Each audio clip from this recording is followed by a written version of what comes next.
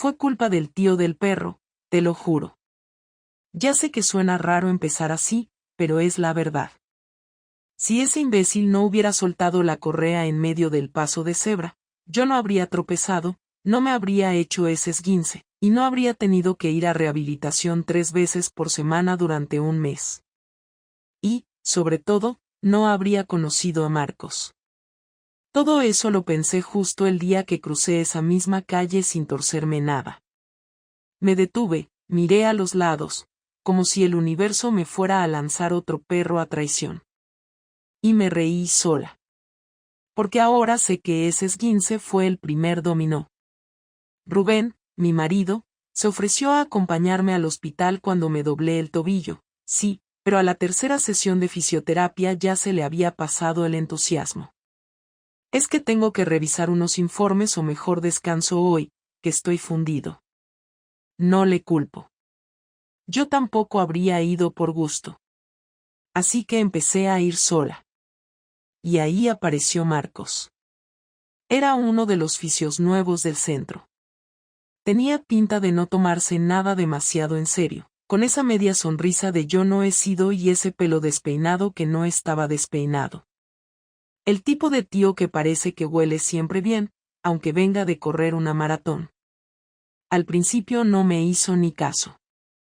Me trataba con esa profesionalidad distante de quien ha visto ya demasiados tobillos inflamados. Pero a la cuarta sesión, mientras me ponía el vendaje, me soltó: tienes un lunar en el pie que se parece a un mapa de España. Le dije que parecía más bien una sardina. Y ahí empezamos. No fue coqueteo. Aún no. Fue complicidad. De esa que te pilla por sorpresa. Porque yo no iba buscando nada. De verdad. Lo jodido es que esa es la parte más peligrosa. Cuando no lo buscas. Porque baja la guardia. Te relajas. Yo tenía mi vida. Mi hija, mi marido, mi trabajo aburrido en la clínica dental. Nada emocionante, pero tampoco dramático. Rubén no era un capullo. Tenía sus cosas, claro. Cada vez más metido en el trabajo, menos en casa. Pero no había peleas. Solo ese silencio cómodo que con los años se convierte en ruido de fondo. Marcos empezó a preguntarme cosas.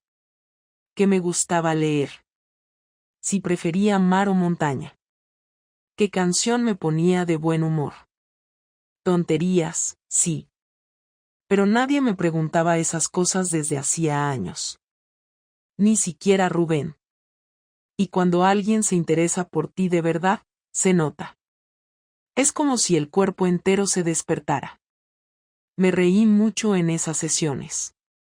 Me reí de verdad. Una tarde me dijo que iba a cambiar de turno y que ya no me trataría él. No sé por qué me sentó como una patada. No dije nada, claro. Solo asentí y solté un bueno, pues suerte. Pero por dentro se me quedó una cosa rara. Como si se cerrara una puerta que no sabía que había abierto. La semana siguiente, no fui a rehabilitación. Mi tobillo ya estaba mejor, pero esa no era la razón. Simplemente, no quería ver a nadie más. El viernes, Marcos me escribió. Sí, tenía mi número porque me lo pidió en plan por si necesitas mover la cita o algo. Me dijo, ¿te apetece un café? Esta vez sin vendas. Tardé 10 minutos en responder. Y otros 20 en decidir si iba o no. Fui. Y ahí, amiga, ahí empezó el verdadero lío. Rubén no es de los que revisan móviles ni sospechan por instinto, pero tiene una memoria de elefante para lo inútil. Se acuerda del nombre de la ginecóloga de mi hermana, de cómo se llamaba nuestro vecino de hace 6 años y de la matrícula del coche del primer jefe que tuvo. Y precisamente por eso, por ese detalle absurdo, fue como empezó a olerse algo. Aquel domingo habíamos quedado para comer en casa de sus padres, en Alacuás. Yo no tenía ni ganas ni excusa creíble, pero fui igual, sabiendo que a la vuelta iba a decir que me dolía la cabeza solo para poder darme una ducha larga y encerrarme en el baño con el móvil. De camino a casa de sus padres pasamos por una gasolinera Repsol, una cualquiera, de esas que hay una cada 10 minutos en la autovía. Rubén me miró y dijo, esa gasolinera es la que dices tú que está cerca del centro de rehabilitación, ¿no? Y lo soltó así, como quien comenta el tiempo. Yo me limité a decir que sí, sin pensar mucho. Él siguió mirando la carretera, sin decir nada más. Días después, me preguntó si seguía yendo a rehabilitación, que le parecía raro que no me quejara del tobillo últimamente. Le dije que me estaba yendo bien, que no tenía molestias. Mentira, claro, porque ya no iba desde hacía más de 2 semanas. Rubén no insistió. Solo asentía, como si hiciera un inventario mental. Luego empezó con los gestos pequeños. Observaba más, preguntaba menos. Un día me dijo que había pasado cerca del centro donde me trataban y que le había dado por preguntar si seguía yendo yo. Me reí, fingí indignación, le dije que qué tontería, que para qué haría eso. No supe qué decirle cuando me dijo, mirándome sin parpadear, que le habían dicho que hacía tiempo que no me veían por allí. No gritó, no se alteró, no lanzó el móvil contra la pared. Solo me dijo eso, como si me pasara la pelota a mi lado de la pista y esperara a ver si sabía devolverla sin tropezar. En vez de negarlo, cambié de tema. Fui a lo práctico. Le dije que sí, que lo había dejado hace días porque ya me sentía bien, que no se lo comenté porque no era importante. Me preguntó por qué entonces no devolvía las llamadas que supuestamente me hacían del centro. Me quedé en blanco. No sabía que Rubén había escuchado mis conversaciones, o mejor dicho, mis silencios. Porque claro, me llamaban de vez en cuando para ver si retomaba las sesiones, y yo, al no querer cogerlo delante de él, me iba al balcón o al baño y ponía el móvil en silencio. No colgaba, no bloqueaba, solo lo ignoraba. Y él, al parecer, se fijó en eso también. Esa noche dormimos espalda con espalda. No nos tocamos, no hablamos. A la mañana siguiente me desperté con un café ya hecho en la cocina, una nota en la mesa con un nos vemos esta noche y nada más. Me fui a trabajar con el estómago apretado y la sensación de estar caminando sobre una cuerda tensa. En la oficina, todo parecía normal. Nadie sospechaba que mi cabeza estaba a punto de estallar. Ni siquiera Marcos. Me escribió a media mañana para preguntarme si al final quedábamos esa semana. Le respondí que no lo sabía, que Rubén estaba raro, que quizá era mejor esperar. No me contestó. No hacía falta.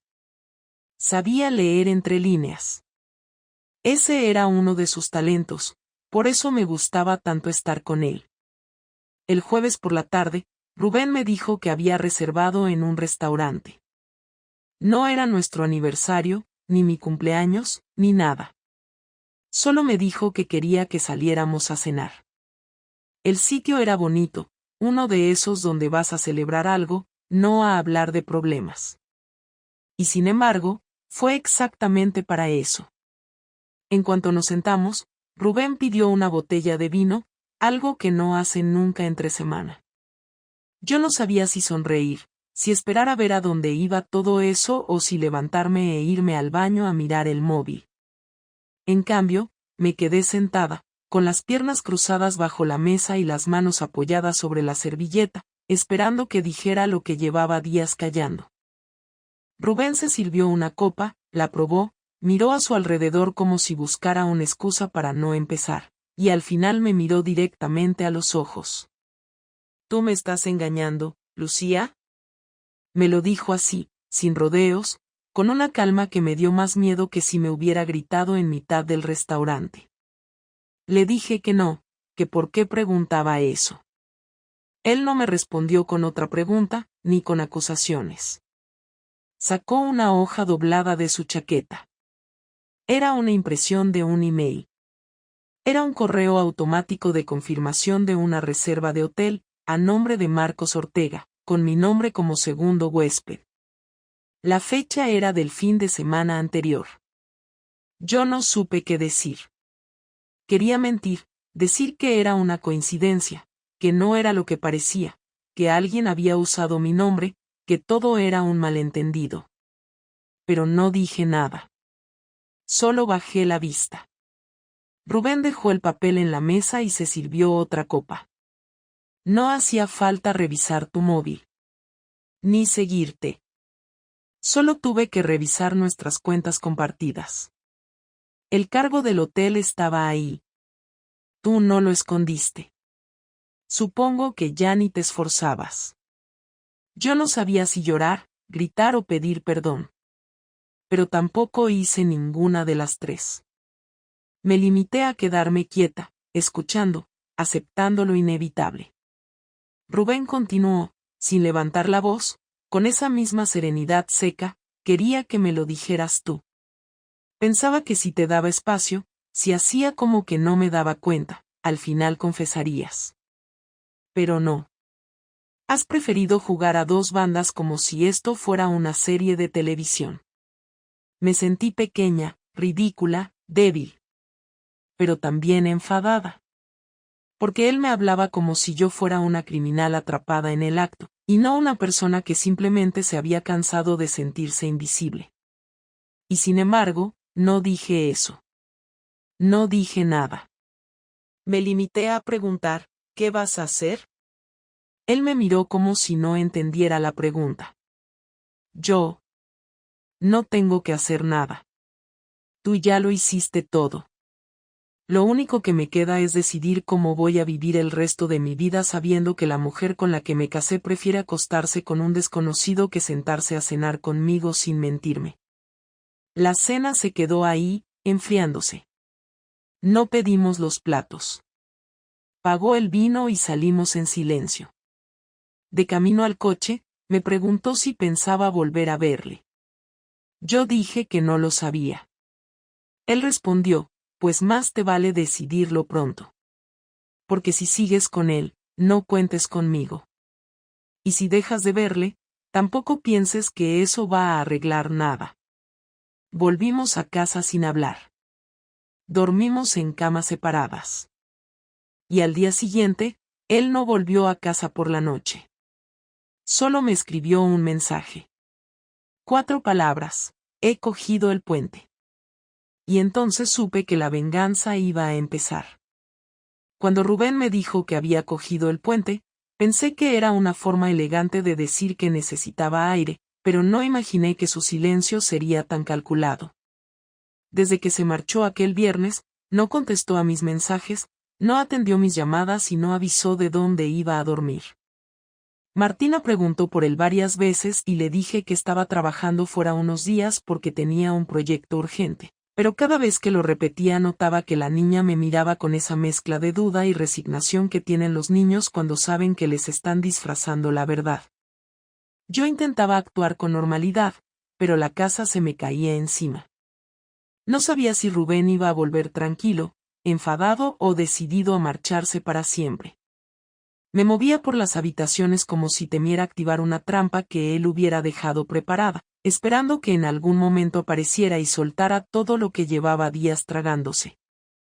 El lunes por la mañana, al volver del trabajo, encontré sobre la mesa del salón un sobre blanco, colocado de una manera tan precisa que entendí de inmediato que había estado en casa sin avisar. Dentro había una carta redactada con su letra ordenada, en la que no decía que me dejara ni que me perdonara, sino que quería hablar el jueves por la tarde cuando él volviera. Añadía que no tenía sentido que intentara ponerme en contacto antes, que prefería que cada uno reflexionara por su lado y que él necesitaba terminar de cerrar unas cosas. El tono era frío, casi administrativo, como si estuviera tramitando una baja laboral. Lo inquietante no era lo que decía, sino lo que no decía. Durante esos días yo no sabía qué hacer con Marcos. Él me escribía y yo contestaba con frases cortas, intentando mantener cierta distancia. Me insistía en que nos viéramos, Decía que entendía que estuviera nerviosa, que no pretendía meterme más presión, pero que le preocupaba verme así. Yo evitaba responderle directamente porque no tenía claro qué quería hacer con él, ni con Rubén, ni conmigo misma. Cada vez que me preguntaba si estaba bien, tenía la tentación de desahogarme, pero sabía que si empezaba a contarle algo, entraría en un territorio del que luego no sabría salir. El miércoles por la tarde llegué a casa y encontré la puerta del despacho de Rubén entreabierta. Siempre la dejaba cerrada con llave, así que algo no cuadraba. Empujé despacio y vi que faltaban varias carpetas. También faltaba su portátil del trabajo y la caja donde guardaba documentos importantes. En la mesa había solo un folio, boca abajo. Lo giré y me encontré con una lista de fechas y direcciones, escritas una debajo de la otra, de manera meticulosa. Eran todas las veces que había quedado con Marcos. No sabía cómo había conseguido cada detalle, pero era obvio que lo había investigado con obsesión. Me quedé allí un rato sin moverme, con esa lista entre los dedos, sintiendo que el suelo estaba empezando a ceder. No entendía cómo había podido recopilar aquella información sin que yo lo notara. En la parte inferior del folio había una frase: el jueves hablaremos, pero no pienses que no sé hasta dónde ha llegado todo. A partir de ese momento supe que la conversación que tendríamos no iba a ser una discusión más, ni un intercambio tenso seguido de un silencio largo, sino algo mucho más contundente. Rubén había cambiado de posición. Ya no era el marido herido que buscaba respuestas, sino alguien que había decidido tomar el control del desastre. El jueves por la mañana pasó algo que no esperaba. Cuando salí de trabajar, Marcos estaba apoyado en su moto, esperándome. Me dijo que llevaba todo el día intentando hablar conmigo porque algo no encajaba. Yo le pedí que se fuera, que no era buen momento, pero él insistió en acompañarme a casa porque me veía alterada. Al final accedí, no porque quisiera verlo, sino porque no tenía fuerzas para montar otro conflicto. Caminamos hasta la puerta de mi edificio y allí, sin previo aviso, Marcos me suelta que llevaba días recibiendo llamadas anónimas en las que alguien le decía que se alejara de mí o que las cosas se complicarían. Le pregunté por qué no me lo había dicho antes y respondió que no quería meterme más presión, pero que esa mañana la llamada había sido diferente. Según él, el hombre al otro lado de la línea conocía datos de su familia, su dirección y su horario de trabajo. Cuando me dijo que la voz parecía modulada, como si alguien intentara ocultarla, mi estómago se encogió porque supe que Rubén había empezado a actuar sin esperar al jueves. Le pedí a Marcos que no volviera a llamarme ni a acercarse a mi casa, que meterle en medio solo complicaría aún más todo. Él quería hablar, quería aclarar qué significaba lo que habíamos vivido, pero no tenía sentido seguir abriendo puertas cuando todas estaban a punto de cerrarse a la fuerza. Me miró molesto, como si mi reacción fuera injusta, pero también entendió que la situación se había vuelto demasiado extrema. Me dijo que si necesitaba algo le avisara y se fue sin insistir. Cuando entré en casa, me encontré a Rubén sentado en el salón. Había llegado antes de lo que dijo. Tenía un cuaderno abierto sobre la mesa, lleno de anotaciones. No estaba enfadado a simple vista, tampoco sereno, sino en un punto intermedio que me daba aún más miedo porque era imposible intuir qué pretendía. Me preguntó si Marcos había venido y le dije que sí. No me preguntó qué habíamos hablado, solo si había terminado de decirle todo lo necesario. Le respondí que sí, aunque no estaba tan segura. Él se levantó, fue a la cocina, cogió un vaso de agua y volvió a sentarse. Me pidió que me sentara frente a él. Lo hice. Me preguntó por qué había empezado todo, cuándo, cómo, cuántas veces. Le di explicaciones largas porque quería que entendiera que no era un problema de odio hacia él ni un deseo de destruir la familia, sino un cúmulo de cosas que no supe gestionar y que se me fueron de las manos. No intenté justificarme porque sabía que no serviría de nada. Rubén escuchó sin interrumpir, anotando algo de vez en cuando. Cuando terminé, cerró el cuaderno. Me dijo que llevaba días preparando lo que iba a hacer porque no quería actuar en caliente. Añadió que ya había hablado con un abogado, que tenía claro lo que quería exigir y que no pensaba permitir que Martina creciera sin saber quién había roto la familia. Yo le dije que no quería separarme, que quería arreglarlo, que estaba dispuesta a hacer lo que hiciera falta, pero él no se estremeció ni un centímetro. Me dijo que las decisiones ya estaban tomadas, que le había dado tiempo suficiente para pensar y que había llegado a la conclusión de que la única manera de recuperar algo de dignidad era devolverme la jugada de una manera que yo no pudiera ignorar. Inclinó la cabeza hacia un lado y dijo algo que me dejó sin aire: no voy a gritarte, no voy a insultarte, no voy a vengarme como un crío, pero sí voy a hacer algo que te va a obligar a mirar de frente lo que has hecho. No quiso decir qué. Solo añadió que al día siguiente empezaría. Apagó la luz del salón, subió a la habitación y dejó la puerta cerrada por dentro, sin decir buenas noches.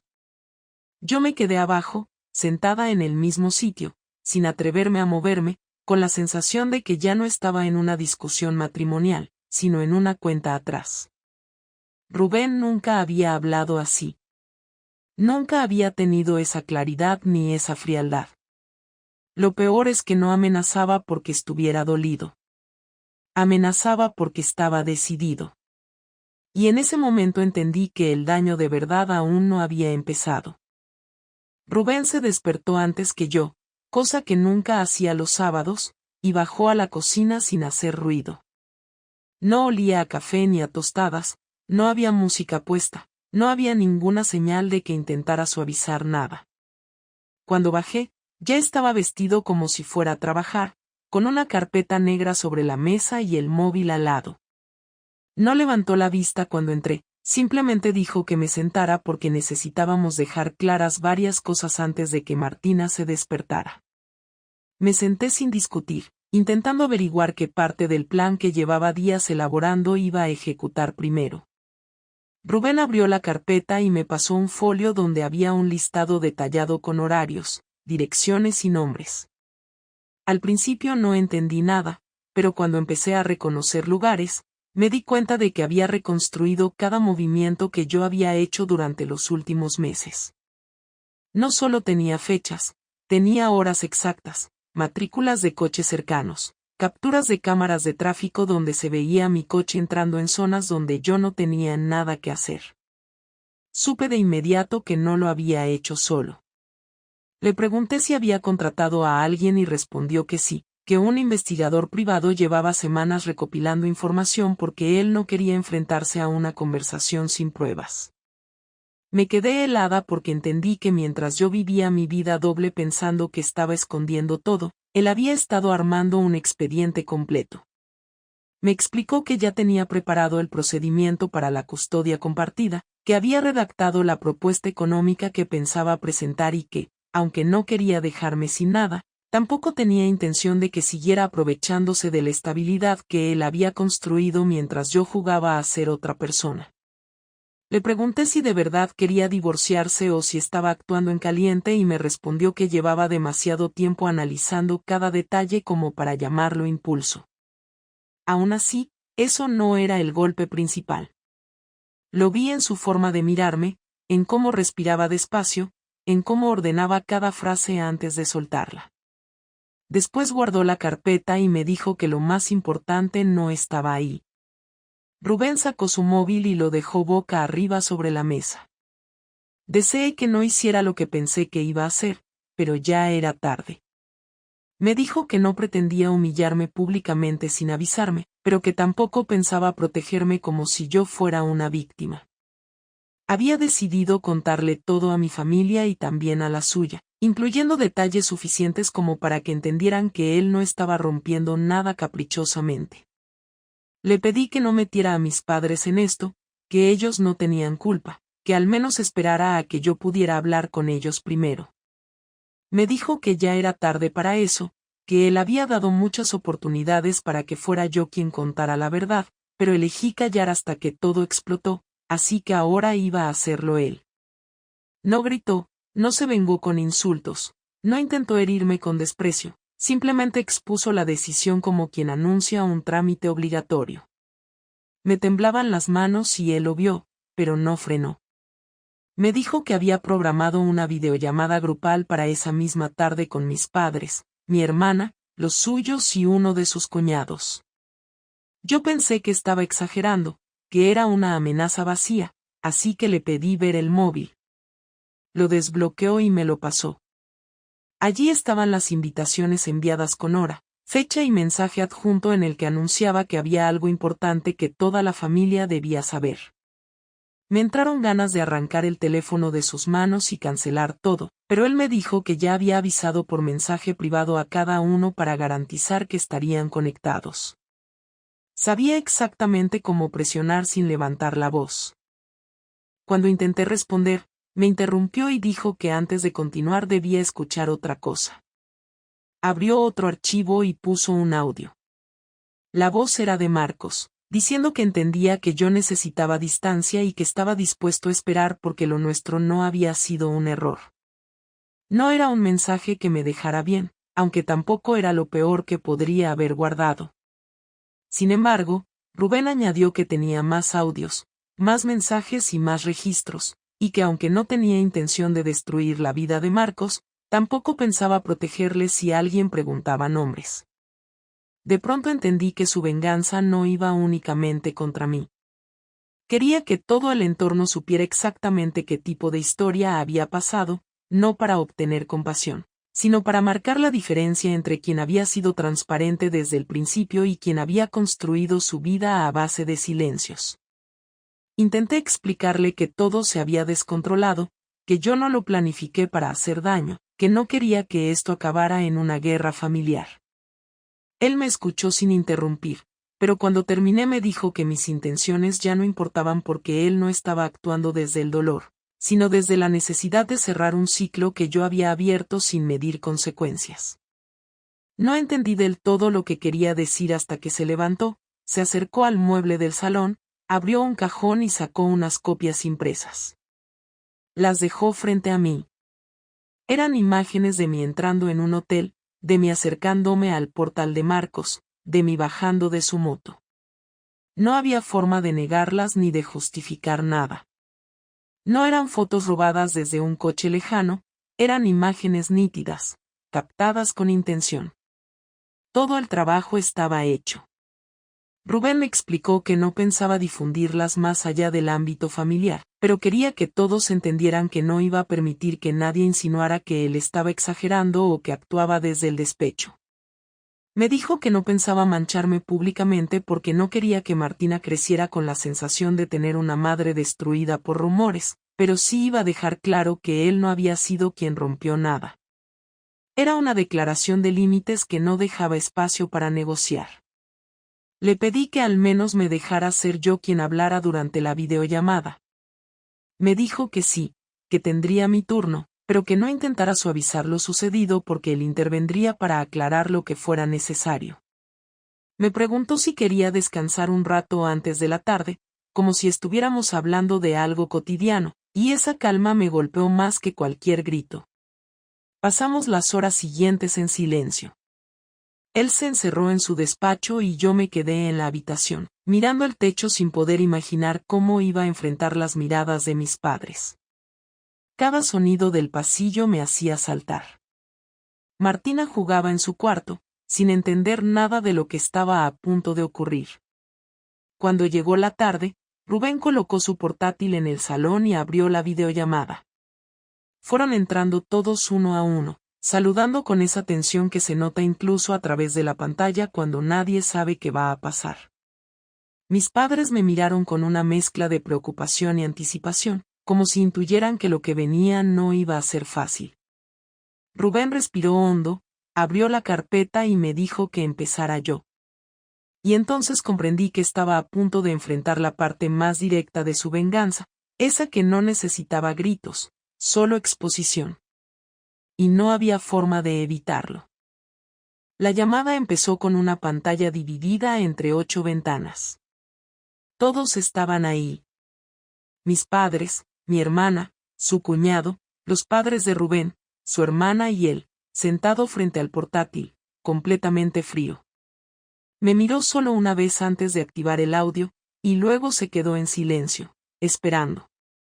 En ningún momento me dijo cómo quería que lo contara ni qué versión debía usar. Solo me dejó la responsabilidad completa, como si se asegurara de que no pudiera culparle después por haber hablado el primero. Lo más incómodo fue que todos sabían que algo grave se iba a decir, porque nadie se conecta a una videollamada familiar un sábado por la tarde sin tener la sensación de que algo muy serio va a pasar.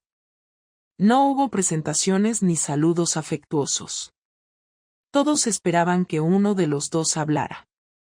Mis padres me miraban directamente, con la misma expresión que recuerdo haberles visto el día que les dije que había tenido un aborto espontáneo, una mezcla de miedo y necesidad de entender qué pasaba sin asustarse demasiado.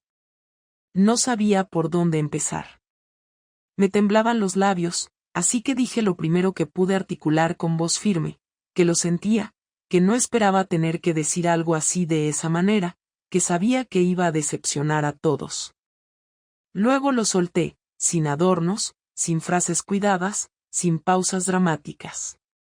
Dije que había tenido una relación con otra persona, que Rubén se había enterado, que lo había gestionado de la mejor forma que pudo, y que por eso ahora estábamos aquí. La reacción no fue unánime. Mi madre se llevó la mano a la boca, como si fuera un gesto reflejo. Mi padre cerró los ojos y bajó la cabeza. La madre de Rubén no dijo nada, pero hizo una mueca de asco que no me pasó desapercibida. Su hermana apretó los labios y miró a otro lado. Mi hermana, que siempre había sido la más directa, fue la primera en romper el silencio. ¿Desde cuándo?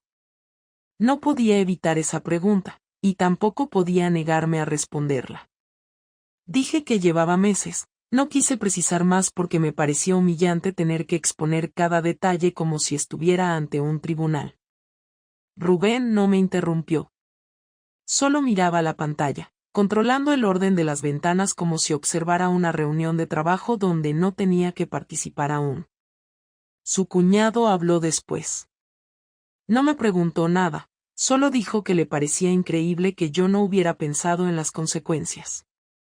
Mi hermana le respondió con una "ahora no es el momento de echárselo en cara", aunque su voz no sonaba a defensa, sino a cansancio. Fue mi madre quien intentó suavizar el ambiente, diciendo que lo importante ahora era entender qué iba a pasar con Martina.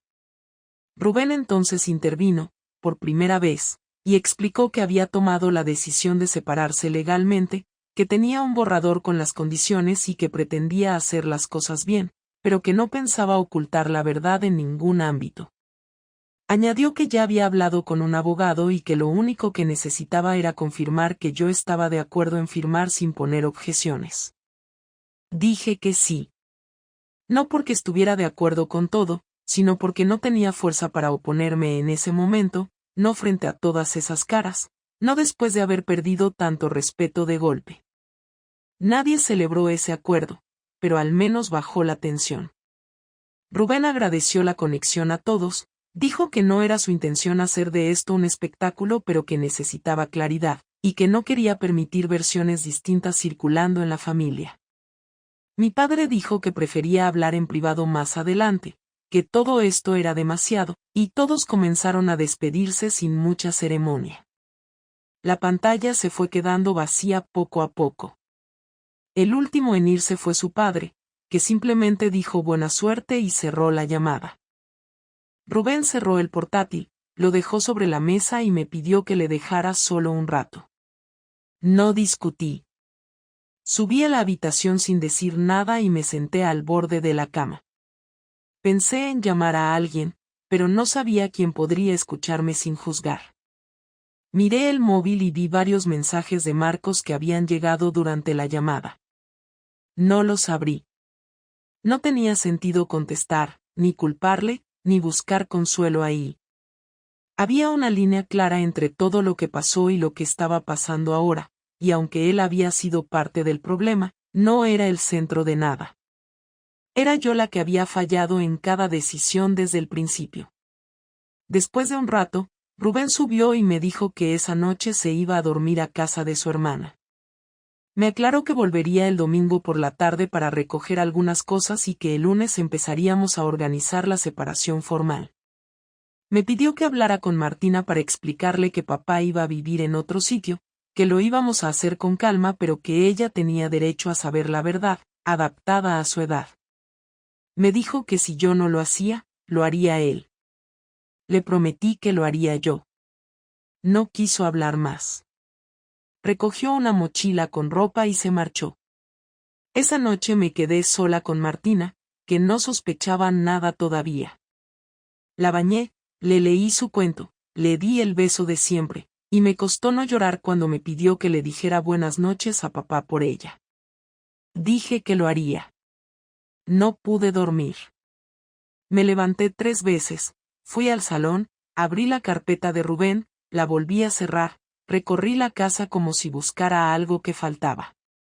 Al final me senté frente al portátil y abrí un nuevo documento. Escribí todo lo que no había dicho, todo lo que no supe cómo explicar, todo lo que sentía y lo que me arrepentía.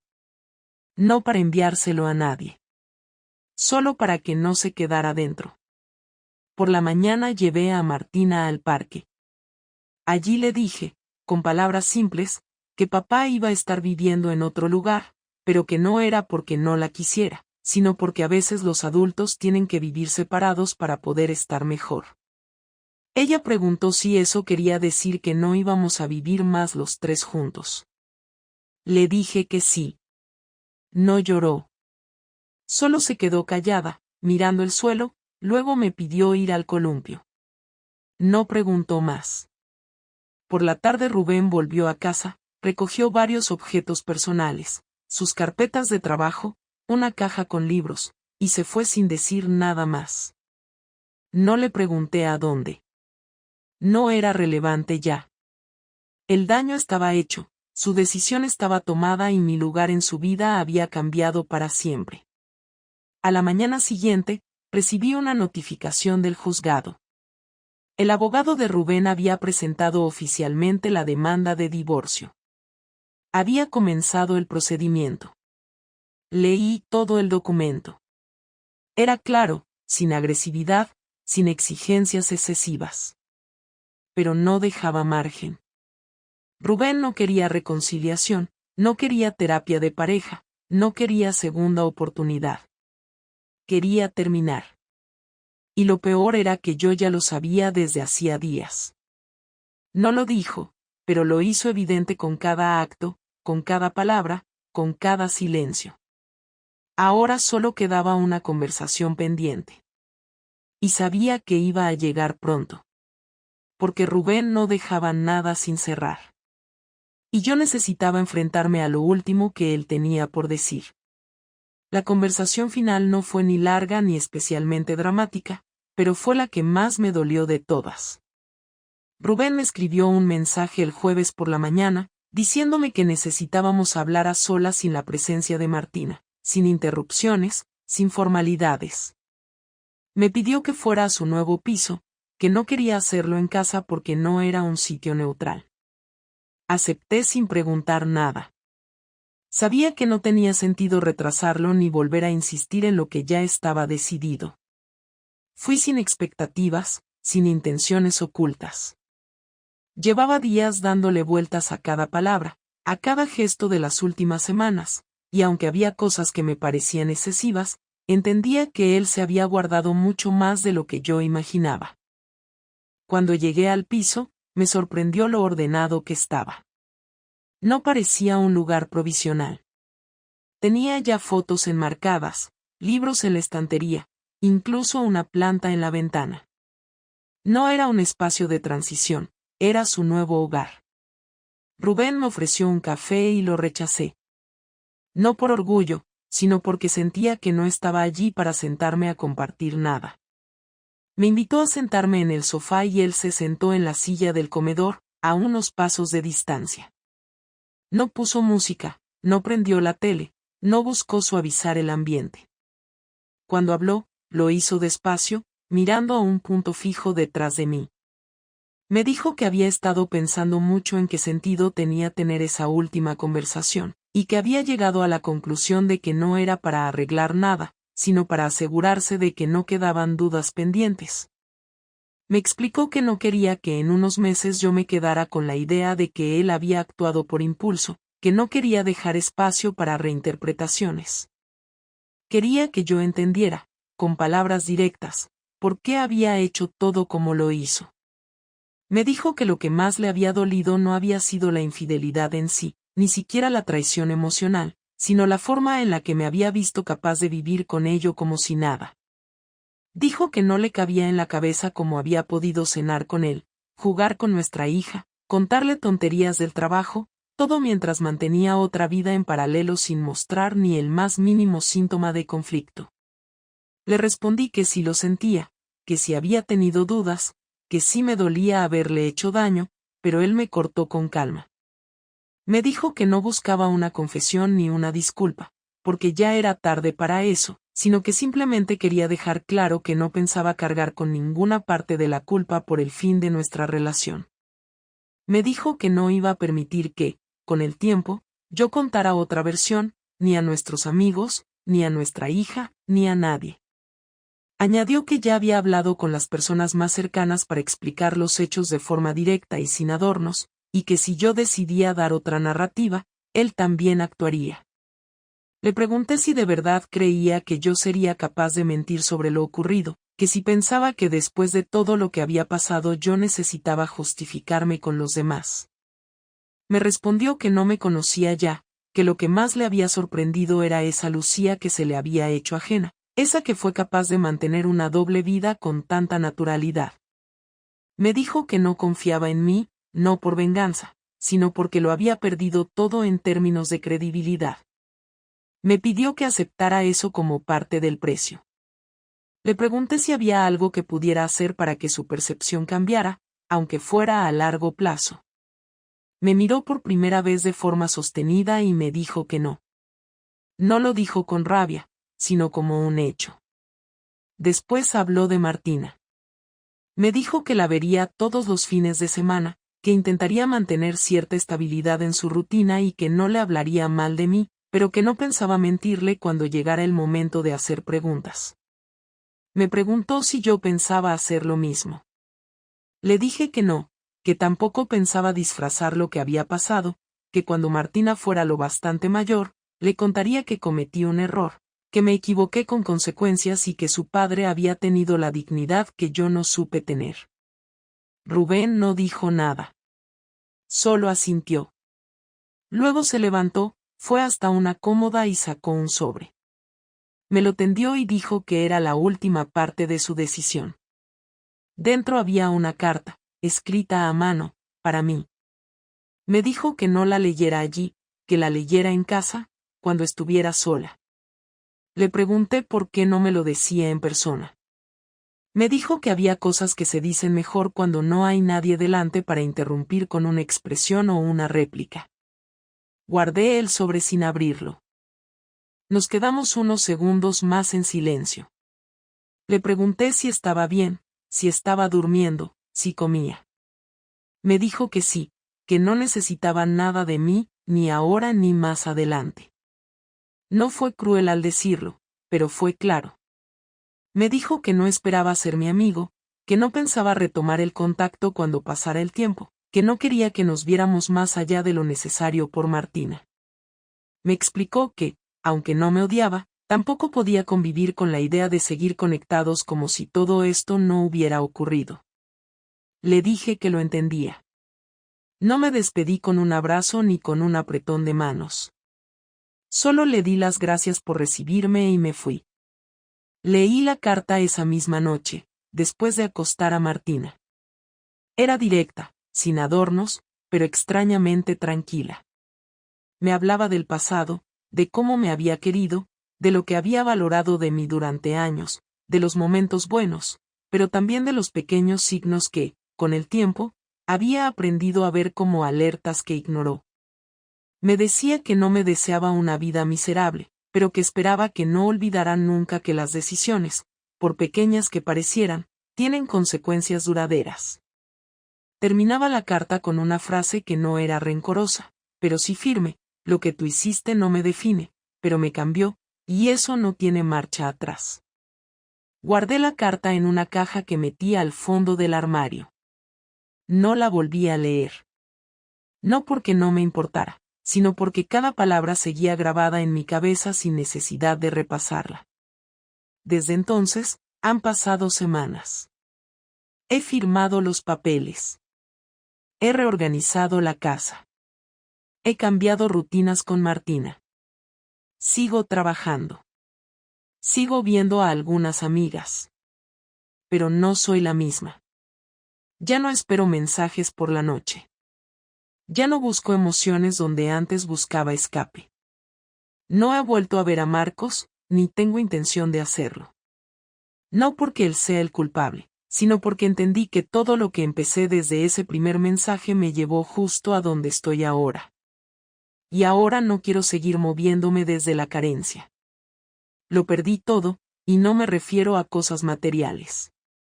Perdí a alguien que me respetaba, a alguien que me protegía incluso en su silencio, a alguien que hizo todo lo posible por no destruirme cuando tenía motivos de sobra. Y lo perdí por no saber parar a tiempo. Eso es lo que me queda. Aprender a vivir sabiendo que lo arruiné, pero también sabiendo que no puedo quedarme estancada en esa culpa. La historia con Rubén se cerró. No con una reconciliación, ni con un escándalo, sino con una verdad dolorosa enfrentada hasta el final. Y esa verdad me acompaña cada día. No para castigarme, sino para recordarme que no quiero volver a ser la mujer que fui con él. Porque no fue solo una infidelidad. Fue una caída lenta y constante en la que me fui dejando hasta no reconocerme. Y ahora, por fin, toca levantarme. Pero esta vez, sola.